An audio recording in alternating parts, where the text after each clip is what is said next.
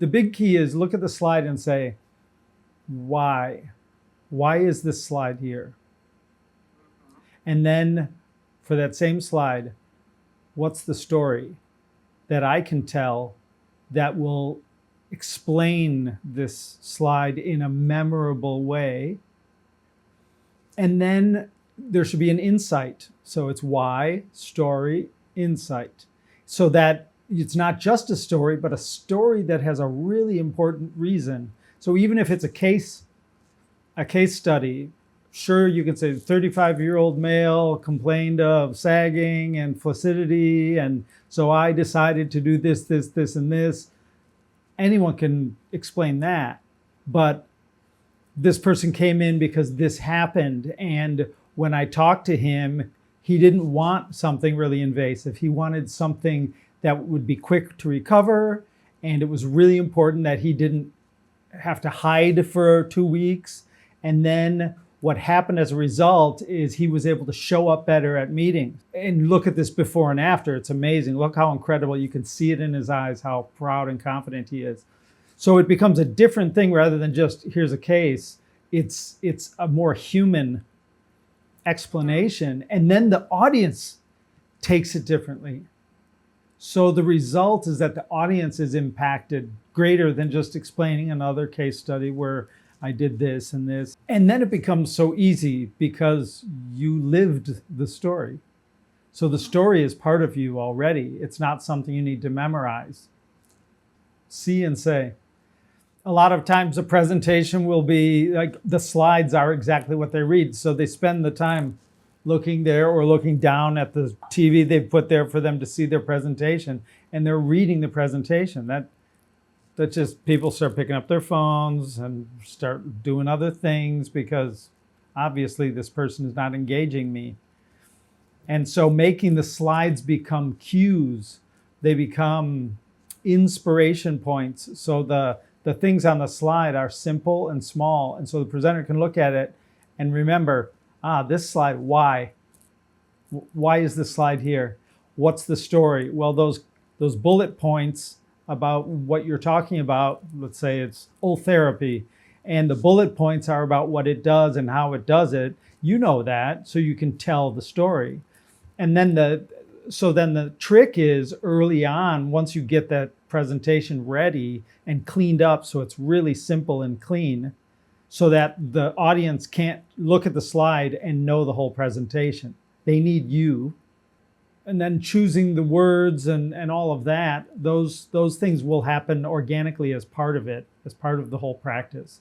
But it's usually before working on the words that are going to be spoken, it's usually best to have the PowerPoint locked, decided, because then you're not choosing words and then you change slides and then you redo the words. It ends up being just more time working without that result going to the actual presentation. So if the presentation can get locked, then the words follow as a result. And the locked presentation already developed a lot of the words in your head, so you already know how you're going to tell the story. So that's usually the best. I've ended up doing it a whole bunch of different ways, and sometimes when it's last minute and the PowerPoint's not ready and the script is being built, and then you try to make the PowerPoint fit the script, and then it ends up being kind of confusing. A lot more work for you as a presenter because there's so much changing, and then right at the last minute you're not even sure what sticks anymore, what works anymore. But then as you start to think about, how am I going to present this? Wait, these are out of order. And then you start moving the order of the images. So by building the PowerPoint and knowing that your flow, what you're going to talk about, and transitions, because that's another thing we work on is, okay, this slide, why is it there? What's the story? And what's the insight? Like, what does the person take away from that slide? Okay, how do we transition from this to the next one? If it belongs there in that order, then it's usually really easy to transition. If you're finding it hard to figure out how to transition, a lot of times the order is wrong. Something is out of order. And that's why it's not a smooth transition to the next. Just like a movie, each scene is built to have a perfect transition to the next. And that's why the movie feels like it's just a real thing happening in front of you, because the transitions are natural and unperceptible, right? They're smooth and flow. That's the idea. And that's what makes presenting it easy too. Even if in the end you say, oh, I have these words, I have my story, but I'm not even going to think too much about that. I'm just going to tell it. But it's already in such a nice order that your flow is effortless for you, regardless of how. If you present without notes, then maybe the better thing would be to record you presenting so that we can fix your words in time, and then we can work on what those words would be, because that's going to be the only way to really create a tangible script. And even if you deviate from the script when you're presenting, you have somewhere to come back to. And it really helps as well with the word choices and the like. And so if you're telling a story, you can obviously modify it slightly, but if you told that story and we recorded it, we fix it in time in a way so that we can make sure that everything has the same feeling or impact that you want to have.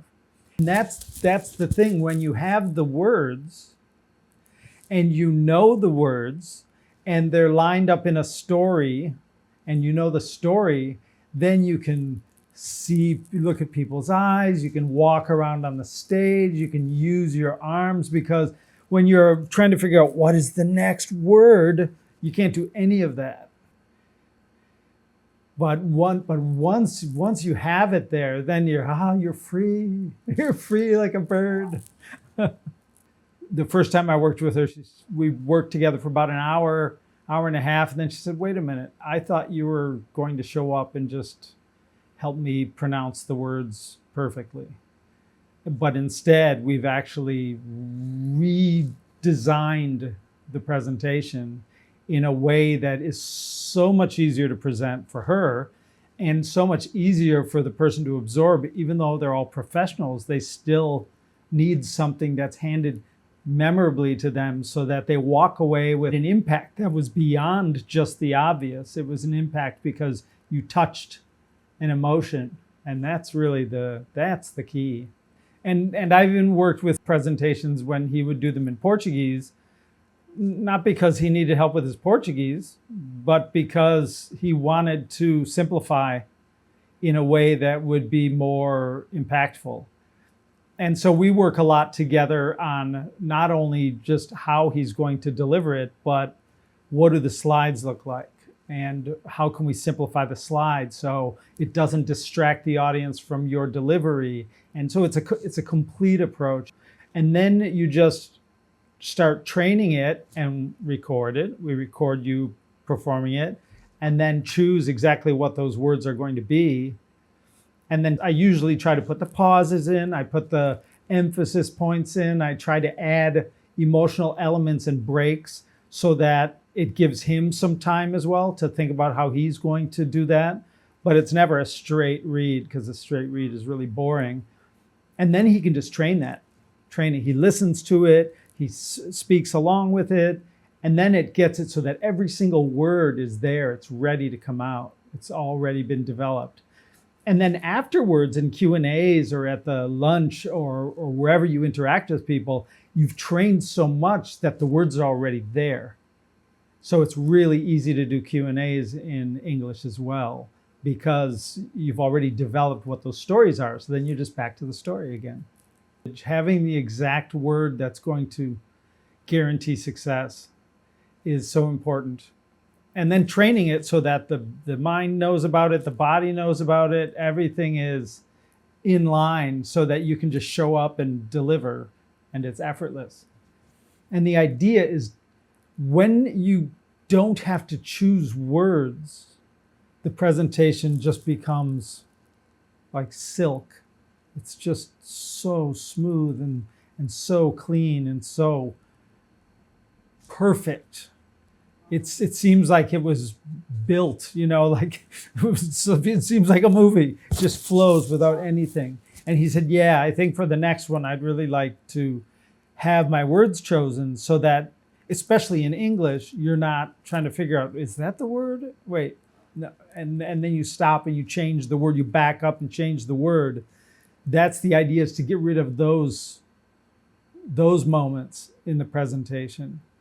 And it also helps you not do fillers, because the natural tendency is to put in a filler, an or an or a like. So part of the work on choosing the words helps you eliminate fillers. And then if you do pause, then it's a breath pause instead of a sound coming out of your mouth, because they're not going away. No one's leaving. Usually we use fillers when we think we'll be interrupted. So we use fillers to tell people that we're not done yet. Hold on a second, I'm thinking of something, I've got something. So if you've already practiced words and you know which ones work really well, then you can eliminate the fillers. If you do need a moment to capture the idea again, you pause, take a breath, and then you talk.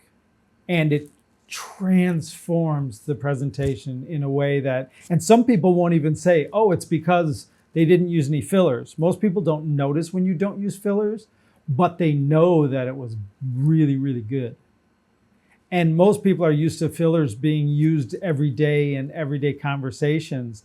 Part of my job myself is to eliminate fillers. I spend a lot of intentional time eliminating my own fillers, so that if a filler comes out, I notice it. I said, oh, wow, now why did I use that filler? And it's almost always because I'm looking for the right word. It's huge, and it'll change your communication. Because being a speaker, that's one thing. That's you delivering a message. Hopefully everyone's engaged. They walk away saying, wow, incredible, that was incredible. But as a communicator, it's you listening. It's like you and your patient, you and your equipe, or you and your administrator, or whoever is doing what, or you and your partner. When your communication is without fillers and you listen and you allow the words to come back as a result of listening, it changes all of that as well. So it doesn't just change the way you are on stage, it starts to change everything, everything. It's really fascinating to see.